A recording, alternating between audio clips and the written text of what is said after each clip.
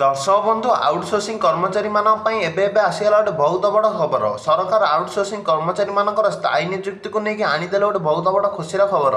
Outsourcing कर्मचारी दरमा बढ़ा सह स्थायी नियुक्ति को लेकिन कौन रही बड़ खबरटी जानापी भिडियोटी को शेष पर्यंत निहाती देखूँ। श्रमिक संगठनर विक्षोभ और शोभायात्रा केन्द्र सरकार श्रमिक और कृषक विरोधी तथा राष्ट्र विरोधी और कॉर्पोरेट सपक्षवादी नीति को विरोध कर 10टी केन्द्रीय ट्रेड यूनियन और यार सहयोगी संगठन गुड़िया पक्षर बुधवार भारत बंद पर डाकरा दि जाता। केन्द्र सरकार श्रमिक को नहीं नीति जो लक्षाधिक श्रमिकों साधारण जीवन प्रभावित होउछि। श्रम कार्ड बातिल, आउटसोर्सिंग बंद, दरदाम वृद्धि, जातीय संपत्तिर घरोईकरण बंद, दक्षता संपन्न कर्मचारी को श्रमिकर मान्यता, सर्वनिम्न मजूरी 26,000 टंका करने को दाबी करते। श्रम आईन रद्द कर स्थान में श्रम कार्ड लगिक श्रमिकों अधिकार को संकोचित योजना करा जाउछि।